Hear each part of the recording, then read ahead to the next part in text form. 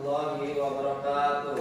Waalaikumsalam warahmatullahi wabarakatuh. Alhamdulillah kita berjumpa lagi pada semester 1 ini. Sudah lama kita tetap muka dalam sesi tetap muka. Silakan terlebih dahulu untuk ketua kelas membaca doa sebelum mulai pembelajaran. Duduk siap, Kak. Sudah mulai.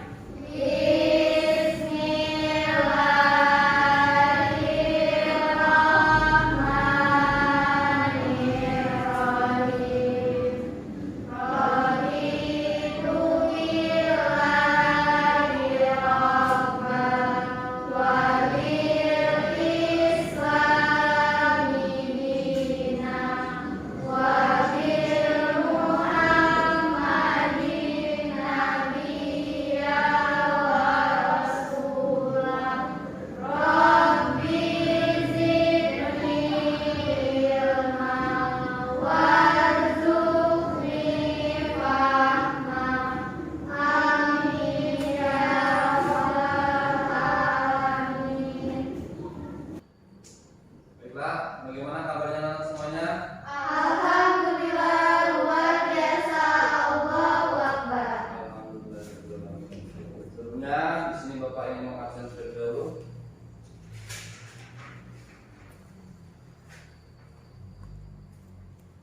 Agis, Hadir. Amelia, Hadir. Nabila, Hadir. Rika. Hadir. Baik, sudah semua ya. Baiklah, alhamdulillah kita sudah memasuki pertemuan ketiga, di mana pertemuan yang pertama dan kedua sudah kita bahas. Untuk PR yang pertemuan kedua sudah dikumpul mengenai ruang lingkup ilmu fikih. Sudah. Baiklah, langsung saja untuk kelompok 3. Laksanakan presentasinya, persilakan.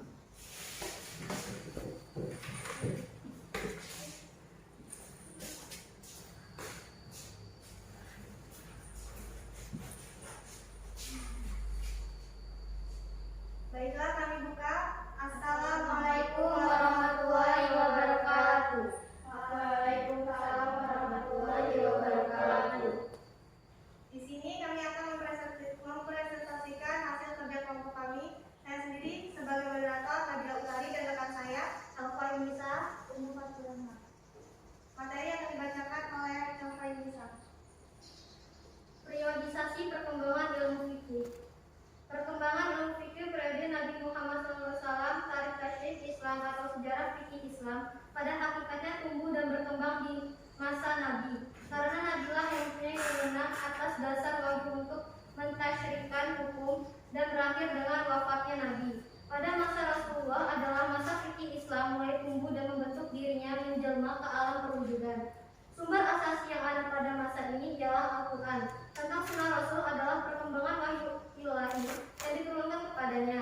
Demikian juga segala tindak tanduk Rasulullah SAW selalu dibimbing oleh wahyu ilahi, dan semua hukum dan keputusan hukum didasarkan kepada wahyu juga. Sebagaimana diterangkan dalam firman Allah Quran Surah An-Najm 53 ayat 3 sampai 4. Artinya, dan tidaklah diucapkannya itu Al-Quran menurut keinginannya. Tidak lain Al-Quran itu adalah wahyu yang diwahyukan kepadanya. Perkembangan ilmu fikih periode Makkah. Periode pertama dalam periode Nabi ialah periode Makkah, yaitu masa selama Rasulullah SAW menetap dan berkedudukan di Mekah selama 12 tahun dan beberapa bulan. Semenjak beliau diangkat menjadi nabi hingga beliau berhijrah ke Madinah, dalam masa ini umat Islam masih sedikit dan masih lemah, belum dapat membentuk dirinya sebagai suatu umat yang mempunyai kedaulatan dan kekuasaan yang kuat. Perkembangan ilmu fikih periode Madinah. Periode kedua dalam periode Nabi ialah periode Madinah, yakni di masa Rasulullah SAW telah berhijrah kepada Madinah dan menetap di sana selama 10 tahun sampai beliau wafat. Dalam masa inilah umat Islam berkembang dengan pesatnya dan pengikutnya terus-menerus bertambah. Rasulullah SAW mulai membentuk suatu masyarakat Islam yang berkedaulatan. Perkembangan ilmu ini kaum muslimin telah memiliki rujukan hukum syariat yang sempurna berupa Al-Quran, hadis, ijma, dan qiyas. Adat istiadat dan peraturan-peraturan berbagai daerah yang bernaungan di bawah Islam tak luput ikut memperkaya aturan-aturan yang berlaku. Dapat ditegaskan bahwa zaman Khulafaur Rasyidin lengkaplah dalil-dalil tasyri' Islam. Sahabat-sahabat besar dalam periode ini menafsirkan nas-nas hukum dari Al-Quran maupun hadis yang kemudian menjadi pegangan untuk menafsirkan dan menjelaskan nas-nas. Perkembangan ilmu fikih periode tadwin. Perkembangan ilmu fikih masa Imam Abu Hanif. Perkembangan ilmu fikih masa Imam Malik. Perkembangan ilmu fikih masa Imam Asy-Syafi'i. Perkembangan ilmu fikih masa Imam Ahmad bin Hambal. Perkembangan ilmu fikih periode taklid.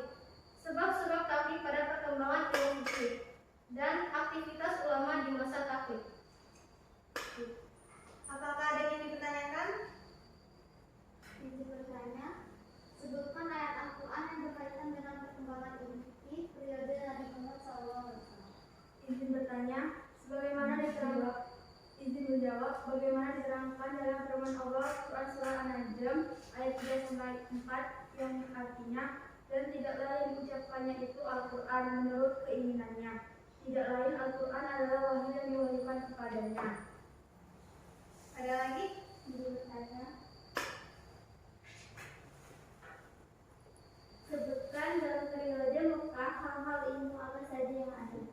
Izin menjawab, Nabi telah mencurahkan tauhid ke dalam jiwa masing-masing individu dalam masyarakat Arab serta menjauhkan manusia dari menyembah berhala menuju penghambaan yang nyata. Di samping beliau menjaga diri dari aneka rupa gangguan bangsanya. Pada masa ini belum banyak hal-hal yang mendorong Rasulullah SAW untuk mengadakan hukum atau undang-undang. Oleh karena itu tidak ada ayat-ayat hukum di dalam surah Makkiyah sebagai surat seperti surat Yunus, Ar-Ra'd, Yasin, Al-Furqan, dan sebagainya. Kebanyakan ayat-ayat Makkiyah berisikan hal-hal yang orientasinya akidah, akhlak, dan sejarah. Ada lagi? Sudah cukup? Baiklah, itu tadi hasil presentasi dari kami. Sekian dari kami akhiri. Wassalamualaikum warahmatullahi wabarakatuh. Waalaikumsalam warahmatullahi wabarakatuh.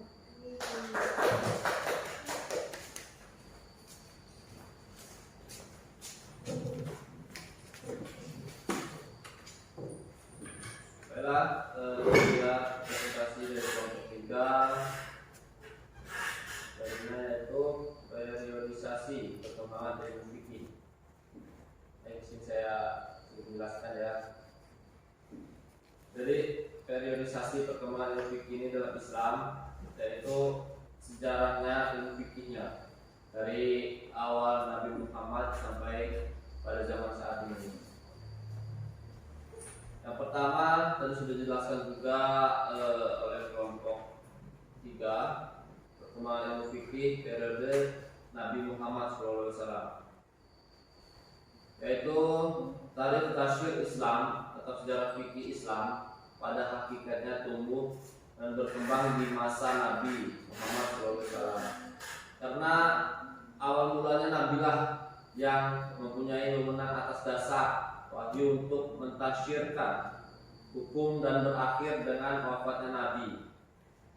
Pada masa Rasulullah SAW, masa fikih Islam mulai tumbuh dan berkembang dan membentuk dirinya menjelma ke alam perwujudan, yaitu menyebarkannya kepada sahabat-sahabat Nabi.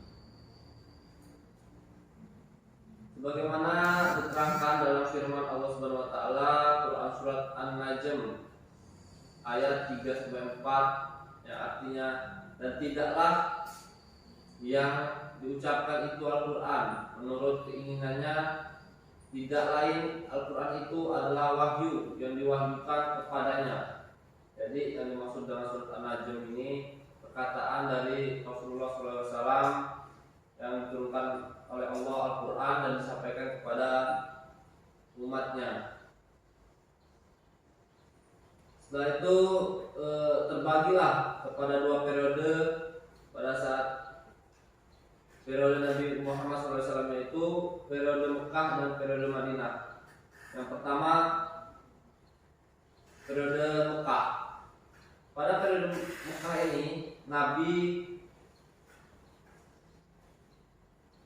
menetap dan berpenyusup di Mekah selama 12 tahun dan beberapa bulan. Semenjak beliau diangkat menjadi nabi, beliau berhijrah ke Madinah. Nabi telah mencurahkan tauhid ke dalam jiwa masing-masing individu atau umat masyarakat Arab, serta menjauhkan manusia dari menyembah berhala menuju penghambaan yang nyata. Pada masa itu belum banyak hal-hal yang mendorong Rasulullah untuk mengadakan hukum atau undang-undang. Jadi pada periode Mekah ini belum adanya turun ayat-ayat yang bersangkutan mengenai hukum atau undang-undang. Karena tidak adanya ayat-ayat hukum di dalam surat Makkiyah atau Mekah. Setelah itu yang kedua perkembangan ilmu fikih pada periode Madinah. Nah, pada masa periode Madinah ini Rasulullah SAW telah berhijrah dan menetap selama 10 tahun sampai beliau wafat. Masa inilah umat Islam berkembang dengan pesat dan pengikutnya terus menerus bertambah. Lalu Rasulullah SAW mulai membentuk suatu masyarakat Islam yang berkedaulatan. Oleh karena itu Rasulullah SAW memberikan penjelasan mengenai maksud setiap ayat hukum itu kepada umatnya. Nah, dari surat Madinah inilah kebanyakan tentang perkembangan ilmu fikih. Nabi memberikan penjelasan dengan ucapan, perbuatan, dan pengakuannya yang kemudian disebut sunnah Nabi. Lalu hukum-hukum yang bersifat amaliyah yang diajarkan oleh Nabi yang bersumber kepada Al-Quran dapat disebut sebagai fikih. Selanjutnya yaitu setelah masa periode Nabi Muhammad berlanjut kepada perkembangan ilmu fikih pada periode sahabat Nabi. Nah, pada periode sahabat Nabi ini kaum muslimin telah memiliki rujukan hukum syariat yang sempurna berupa Al-Quran, hadis, ijma, dan qiyas. Sahabat-sahabat Nabi dalam periode ini menafsirkan nas-nas hukum dari Al-Quran maupun hadis yang kemudian menjadi pegangan untuk menafsirkan dan menjelaskan nas-nas tersebut. Nah, dari situlah telah dijelaskan dan terperinci oleh sahabat-sahabat Nabi ini dalam periode sahabat Nabi. Yang ketiga setelah dari periode sahabat Nabi yaitu perkembangan ilmu fikih pada periode tadwin. Jadi pada masa tadwin ini maksudnya pada pasca Islam peruntuhan Daulah Umayyah pada masa Abbasiyah yang dimulai dari pertengahan abad ke-2 Hijriah sampai pertengahan abad ke-4 Hijriah. Jadi muncullah usaha-usaha pembukaan al-hadis atau tentang hadis, ashar, sahabat, dan fatwa-fatwa tabi'in dalam bidang fikih, tafsir, usul al-fikih, dan lainnya. Pada masa ini lahirlah para tokoh-tokoh istiqbat atau perundang-undangan Islam. Pada masa ini juga muncul pula mazhab-mazhab fikih yang banyak mempengaruhi perkembangan hukum Islam, yaitu yang pertama perkembangan ilmu fikih masa Imam Abu Hanafi dan masa perkembangan ilmu fikih masa Imam Malik, perkembangan ilmu fikih masa Imam Asy-Syafi'i, dan yang terakhir perkembangan ilmu fikih masa Imam Ahmad bin Hambal.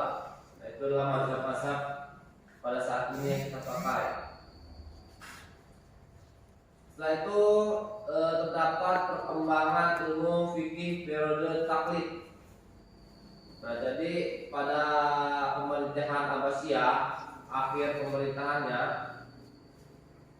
terdapat kemunduran berijtihad sehingga sikap taklid berangsur-angsur tumbuh di kalangan umat Islam. Masa itu ketika semangat para ulama untuk melakukan ijtihad mutlak mulai melemah. Penyebabnya yaitu yang pertama, taklid pada perkembangan ilmu fikih disebabkan oleh keterbelakangan akal pikiran umat Islam pada saat itu, diakibatkan hilangnya kebebasan berpikir. Setelah itu, yang kedua, aktivitas ulama di masa taklid. Jadi pada masa itu para fuqaha atau ulama mempropagandakan mazhab dan aliran mereka masing-masing. Mereka menulis kitab-kitab yang menjelaskan keistimewaan imam atau aliran mereka masing-masing. Maka dari itu terjadilah taklid atau hilangnya kebebasan atau sudah malas untuk mengembangkan ilmu-ilmu yang sudah ada. Jadi mungkin hanya itu saja penjelasan mengenai periode perkembangan ilmu fikih. Jadi untuk besok tolong dikerjakan, dicari 4 mazhab, PR-nya 4 mazhab, kalian cari tentang ilmu fikih, mazhab tentang ilmu fikih. Ya. Baiklah, mungkin hanya itu saja pertemuan kita pada saat ini. Jangan lupa untuk pertemuan yang ke depan, kelompok 4 dipersiapkan materinya. Baiklah, dipersilakan untuk ketua kelas menutup. Siap, gerak. Doa mulai. Bismillahirrahmanirrahim. Wal asri innal insana lafi khusri illal ladzina amanu wa amilus solihati wa tawasau bil haq wa tawasau bis sabr. Shadaqallahul azim.